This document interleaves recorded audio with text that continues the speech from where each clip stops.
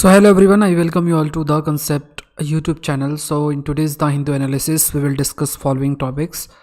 There are two articles related with Uttarakhand disaster, so we will try to understand the different arguments made in these articles. So the question can be framed under GS paper 1 and GS paper 3.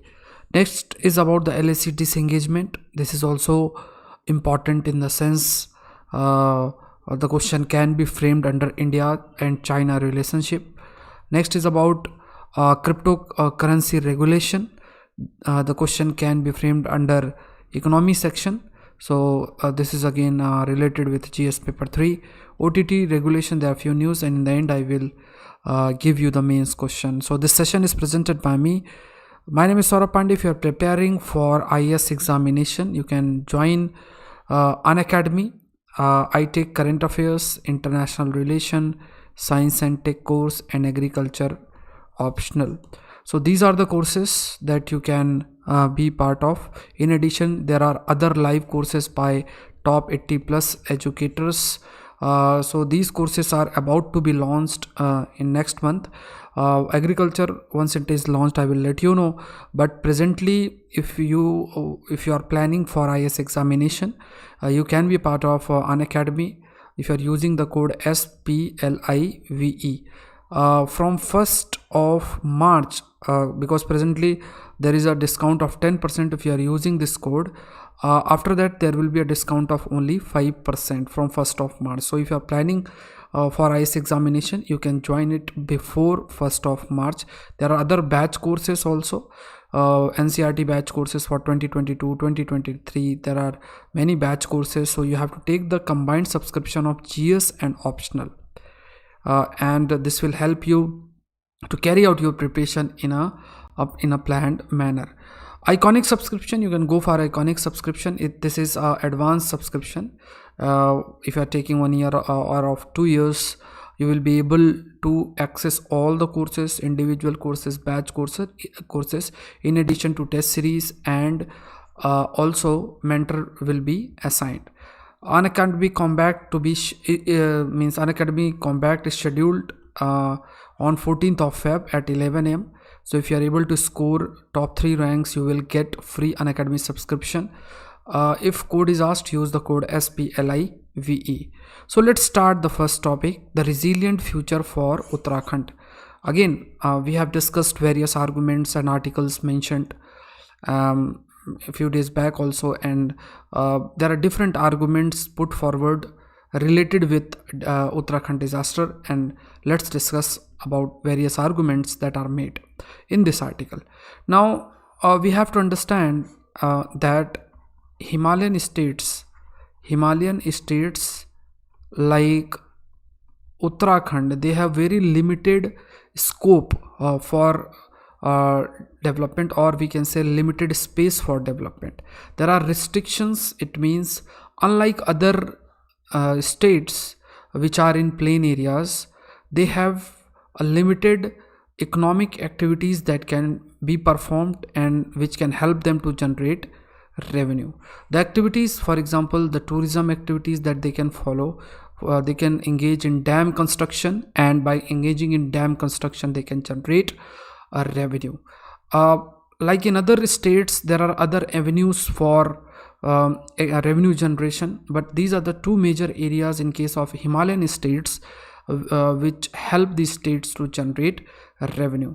So to satisfy or to become economically viable, most of these states are engaging in increasing infrastructure development related with tourism and dam, and such approach and steps are impacting what we call it as such approach impacting the ecological space in the Himalayan region.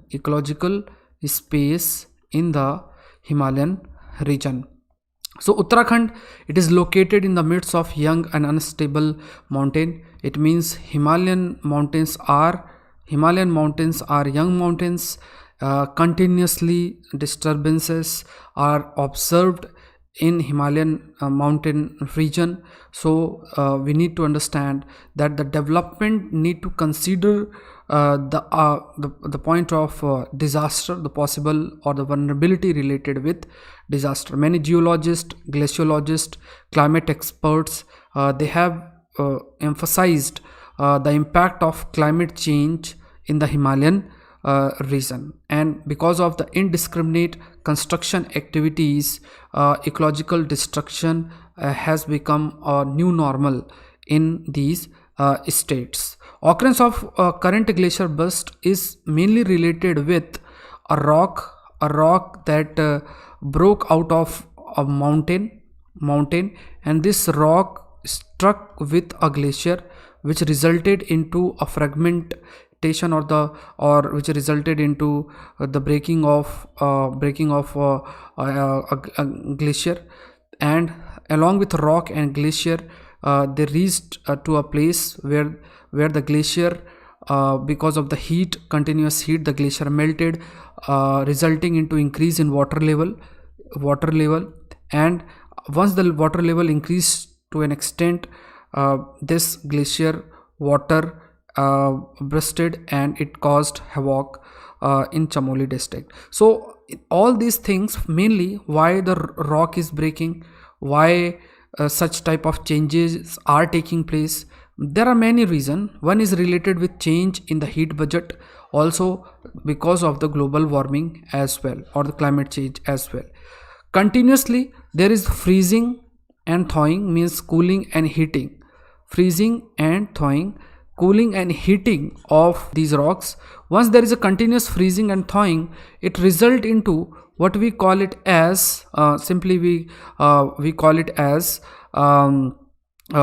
this creation of cracks in rocks, and in case of any instability event which can cause instability, it result into the breaking of rocks, and then which may further add into different type of events in the Himalayan region, as we have observed in Chamoli district. Study have also shown widespread settlement, means human settlement is increasing, cattle grazing.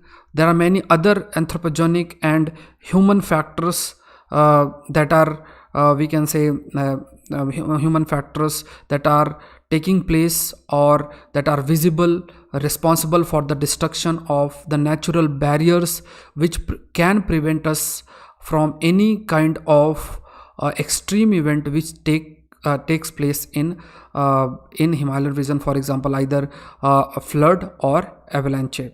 Hindu Kush Himalayan Assessment Report, it has pointed out that 1/3 of the Hindu Kush Himalayan glacier would melt by 21st century. Now this is a big alarm for us also, because if the glacier, 1/3 of the glacier or the glacier completely melts, this will reduce the source of water for many rivers in India. Rivers like Indus, Brahmaputra, Ganga river, they will be devoid of water, which may impact the Indian population as a whole. It is also stated that even if we are able to achieve the Paris Agreement, then also it is stated that there is a huge possibility that the kind of development activities or the anthropogenic factors may result into the melting of glacier in Himalayan region. So what we can do, we need to develop a resilience planning, the planning focused towards prevention, flood prevention and rapid response. The infrastructure that we are developing need to be climate proofed. Technology need to be used. Traditional wisdom, mainly in Himalayan region, if you are creating any kind of infrastructure, in addition to technology, traditional wisdom can also be used for the construction of infrastructure in that area. Strengthening embankment along the rivers, this step can also be taken. Reassessing development of hydro project, for example Chopra committee, even in 2014 it has recommended that out of 24 dams, 23 dams are not viable. If they are constructed, they can cause many havoc in the region, may be responsible for disaster kind of thing. Investing in a robust monitoring and early warning system, so that damage related with disaster can be avoided. implementable policies, regulatory guidelines to restrict human activities. Eco-sensitive zone can be declared. Any area which are important from the context of ecology, that area need to be protected and preserved. For that, certain policies either related with tourism or or some other infrastructure related policy guidelines need to be formulated and properly implemented. Investing in training, capacity building to educate, empower local communities so that they can prevent and manage risk effectively. You can download the PDF of this session from the Telegram channel Daily SP Current Affairs. The link is given in the description box. Also, the link will be pinned in the comment section as well. Next is about shutting out cryptocurrency. The government must ensure smart regulation. Cryptocurrencies are becoming popular these days. Cryptocurrencies like Bitcoin. Now, what is the advantage of cryptocurrency? The basic advantage is that they are part of decentralized currency system. Decentralized currency system. Unlike present currency system where currency is created by RBI or the central bank, like in many countries there are many central bank. In case of India, you have a central bank with the name Reserve Bank of India. It creates the currency, and that currency is circulated in the economy. You cannot use other currency printed by some other organization. It will be considered as a fake currency. So decentralized currency system simply means that you have the power or the facility to create the currency. For example, the cryptocurrency can be created by using a algorithm. By using a algorithm, a currency can be created. A mathematical algorithm once solved a currency, this cryptocurrency can be created. So the dependency on the central bank reduces. Now, the drawback related with the cryptocurrency is that it can be used for illegal activities, and it's very difficult to track the transaction of these currency. Also, if RBI or any central bank is not aware about the amount of currency that is in market, it will impact policies like monetary policy, because through monetary policy RBI tries to control the flow of money, or the amount of money, or the liquidity of the market is controlled through the monetary policy. But as it's very difficult to determine the transaction in case of cryptocurrency, and if the use of cryptocurrency increases to a large extent, somehow it will impact the effectiveness of present monetary policy mechanism. So this is also one challenge that need to be addressed. So what can be a solution? Solution can either be a proper regulation, or we can say there can be complete ban. Ban is not a solution. There was a notification in 2018, and it sent a circular to bank directing them not to provide services for those trading in cryptocurrency. Honorable Supreme Court has considered this type of circular as disproportionate, and after that, central bank had consistently maintained that virtual currency were not banned in India, but the focus has been to regulate it. And the government present statement few days back about bringing in law on cryptocurrency is a welcome, because government is also focusing towards what we call it as more of a regulation, or developing a regulatory mechanism rather than going for complete ban, because complete ban is not a solution. The option should be to come up with an effective regulatory mechanism. Next is order at the border. This is related with India and China disengagement. This is again a very important topic. The kind of steps that have been taken by Indian government and the negotiation that has been going on between India and China. After a long discussion and negotiation, an agreement has been reached, and the process of disengagement has started. So where is the Pangong Lake? Pangong Lake, this is a location where you have this Pangong Lake. This is Aksai Chin region, Ladakh region, Jammu and Kashmir region. So even in this map you can see this is Pangong Lake. This is the Pangong Lake, and large part of this Pangong Lake is under the control of China. It is under the control of China. They continuously, both India and Chinese forces, they do patrolling in Pangong Tasho Lake. Again, you have to understand, like for example, in the northern side of the Pangong Lake you have a north bank, in the southern side you have a south bank. This we call it as the south bank. This is on north bank. You have different fingers, 1 2 3 4 5 6. They are the fingers. For example, if you put your hand like this, it will appear like a finger. For example, 1.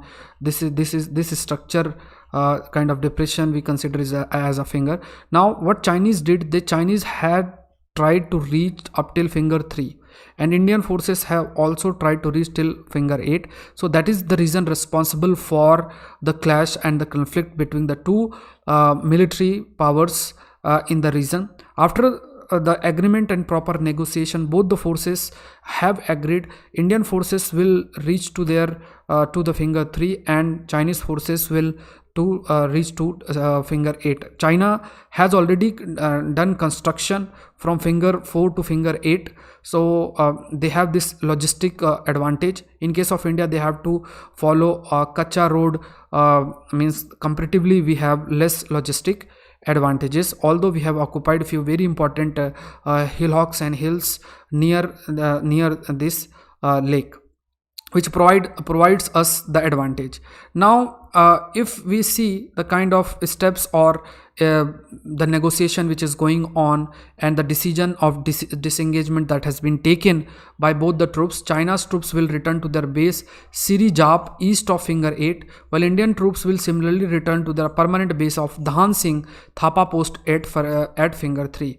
India previously patrolled on foot up to finger 8. There is no motorable road access for India's side to areas of finger 4. China dominated up to finger 4 because they have constructed a road and they enjoyed superior logistic advantages. But after that, after kind of this disengagement, maybe the trust will increase, and further confidence building measures will be taken by both the countries.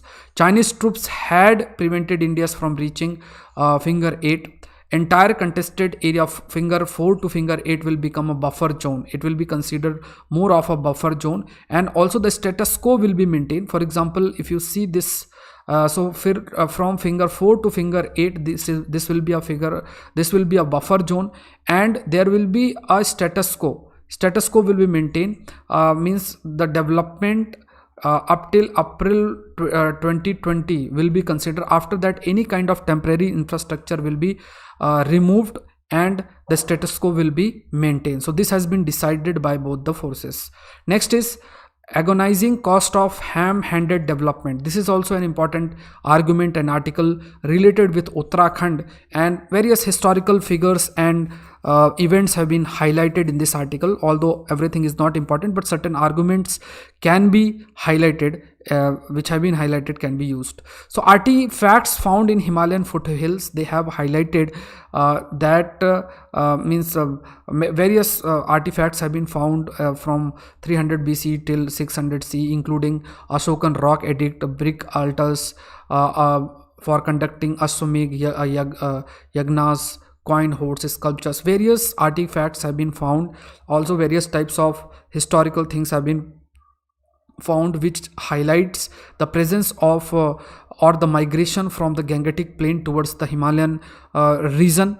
The form of these artifacts, their find spot indicate increasing contact between the communities living in Gangetic plain and in the foothills. Haridwar and Kalsi, they have developed as a town, as a gateway to Himalaya. People used to visit Himalayan region mainly for example, enlarging their trading network, by adventurous princes, for medical purpose, for medicinal herbs. People used to visit.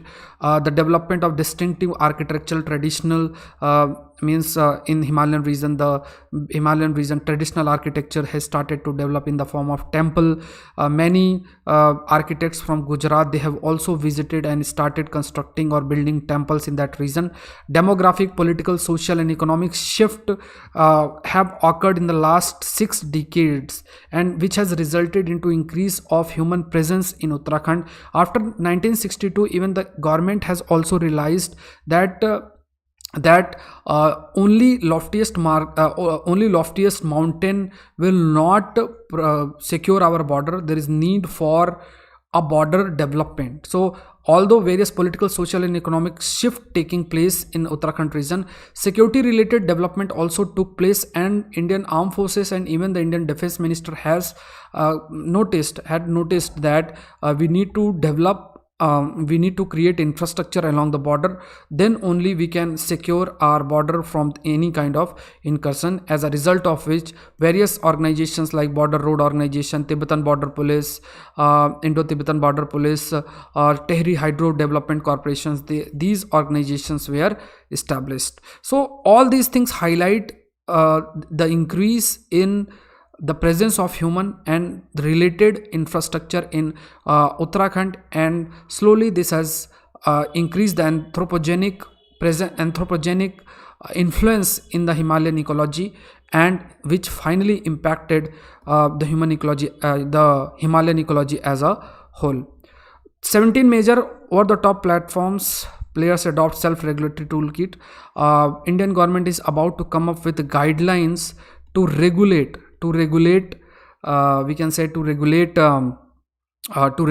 these OTT platforms. For example, Netflix or Amazon Prime. These are different over the top platforms. There is need to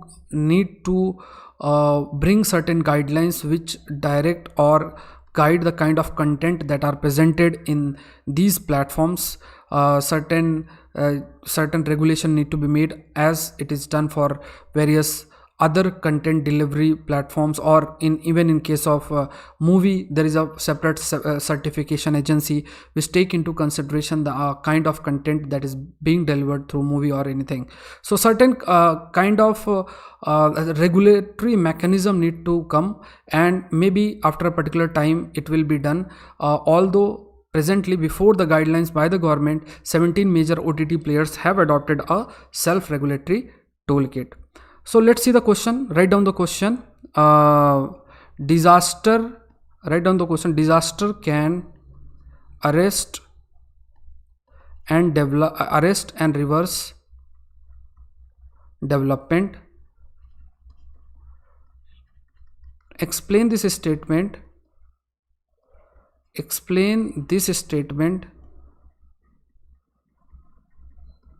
the context of recent Uttarakhand disaster. So this is the question. So that's all for today. I request each of you do like the session, share the session, and don't forget to subscribe.